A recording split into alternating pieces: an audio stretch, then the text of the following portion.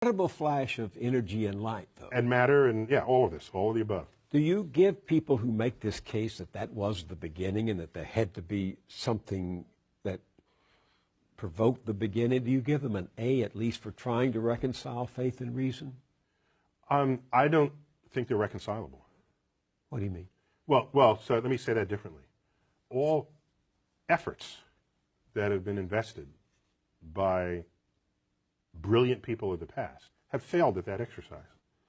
They just fail. And so the track record is so poor that going forward I have essentially zero confidence, near zero confidence that there will be fruitful things to emerge from the effort to reconcile them. So, for example, if you knew nothing about science and you read, say, the Bible, the Old Testament, which in Genesis is an account of nature. That's what that is. And I said to you, give me your description of the natural world based only on this. You would say the world was created in 6 days and that stars are just little points of light, much lesser than the sun. And in fact, they can fall out of the sky, right? Because that's what happens during the Revelation. One of the signs that the second coming is that the stars will fall out of the sky and land on Earth. To even write that means you don't know what those things are. You have no concept of what the actual universe is. So everybody who tried to make proclamations about the physical universe based on Bible passages got the wrong answer. So what happened was, when science discovers things and you want to stay religious or you want to continue to believe that the Bible is unerring, what you would do is you would say, well, let me go back to the Bible and reinterpret it. Then you'd say things like, oh, they didn't really mean that literally, they meant that figuratively.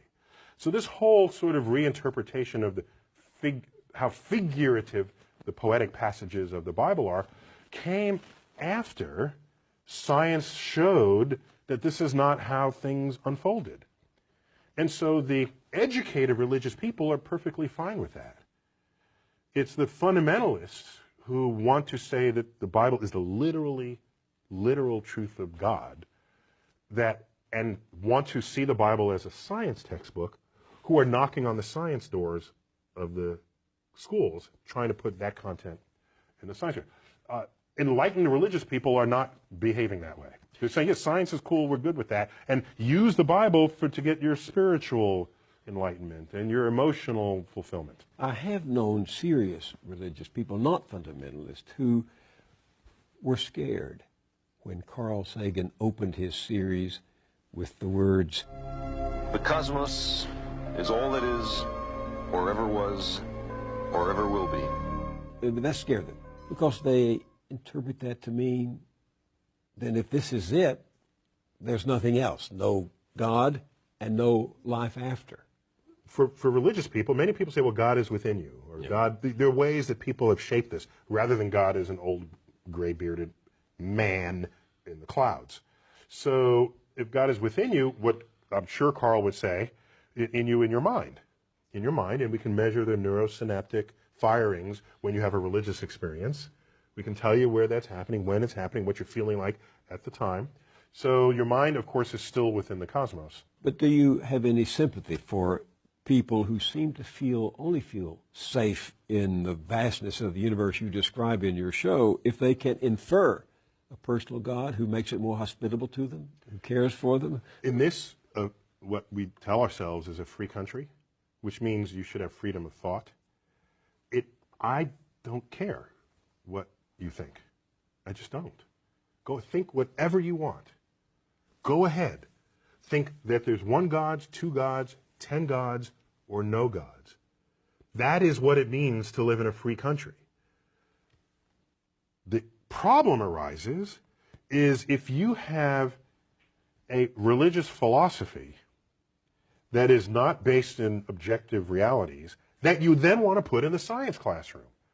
Then I'm going to stand there and say, no, I'm not going to allow you in the science classroom. I'm not telling you what to think. I'm just telling you in the science class, you're not doing science. This is not science. Keep it out. That's when I stand up. Otherwise, go ahead. I'm not telling you how to think. I think you must realize that some people are going to go to your show at the planetarium and they're going to say, aha, those scientists have discovered God, because God, dark matter, is what holds this universe together. So is that a question? It's a statement. You know they're going to say that. So the history of discovery, particularly cosmic discovery, but discovery in general, scientific discovery, is one where at any given moment there's a frontier. And there tends to be an urge for people, especially religious people, to assert that across that boundary into the unknown lies the handiwork of God. This shows up a lot. Newton even said it. He had his laws of gravity and motion, and he was explaining the moon and the planet. He was there. He doesn't mention God for any of that. And then he gets to the limits of what his equations can calculate. So can't quite figure this out. Maybe God steps in and makes it right every now and then. That's where he invoked God. And Ptolemy, he bet on the wrong horse, but he was a brilliant guy. He formulated the geocentric universe with Earth in the middle. This is where we got epicycles and the machinations of the heavens. There was still a mystery to him. He looked up and uttered the following words: when I trace at my pleasure the windings to and fro of the heavenly bodies. These are the planets going through retrograde and back. The mysteries of the earth. When I trace at my pleasure the windings to and fro of the heavenly bodies, I no longer touch earth with my feet. I stand in the presence of Zeus himself and take my fill of ambrosia. What he did was he didn't invoke Zeus to account for the rock that he's standing on or the air he's breathing. It was this point of mystery, and in gets invoked God. This, over time, has been described by philosophers as the God of the gaps. Mm-hmm. If that's where you're going to put your God in this world, then God is an ever-receding pocket of scientific ignorance. If that's how you're going to invoke God, if God is the mystery of the universe, these mysteries, we're tackling these mysteries one by one. If you're going to stay religious at the end of the conversation, God has to be more to you than just where science has yet to tread. So to the person who says, maybe dark matter is God,